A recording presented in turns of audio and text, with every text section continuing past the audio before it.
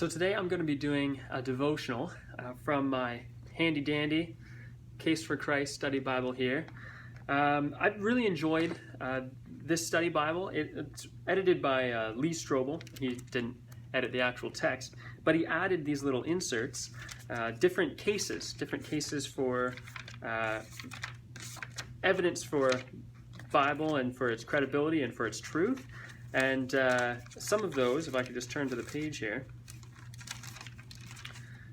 some of those include the case for the Bible, proving the Word is the Word of God. The case for Christ, looking at Jesus as actual fulfillment of the messianic promises there.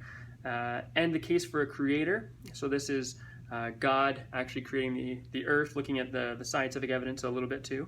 And then the case for faith. Why should we have faith in the miraculous? Why should we have faith in what we're reading? So I've been really encouraged by a lot of the inserts in the Bible. So today I'm going to be looking at one of the ones in Jonah. So you can see it here.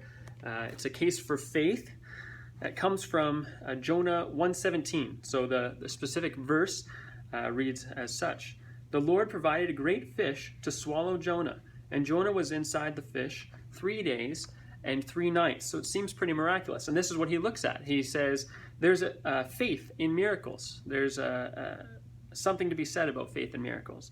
So Lee Strobel writes, "Can a person be scientifically sophisticated and still believe in the possibility of miracles, like the ones recorded in the book of Jonah, as I just read, Jonah 1:17? My faith can be summed up in this one paradox. I believe in science and I believe in God." And this is nuclear physicist Hugh Speichen. "I plan to continue to testify to both." Speichen and many other scientists see no inherent conflict between their profession and their conclusion that a miracle-working God is responsible for creating and sustaining the universe. Is that a form of professional denial? Can a person write off elves and fairies as being fanciful and yet at the same time embrace manna from heaven, the virgin birth, and the resurrection as being credible events of history? If miracles are direct violations of natural laws, then how can a reasonable person believe they could even occur? Does a person have to suspend his critical judgment in order to believe in something as improbable as miracles? Only if you believe that God does not exist, says Dr. William Lane Craig, you might have heard of him. Then I would agree, the miraculous would be absurd.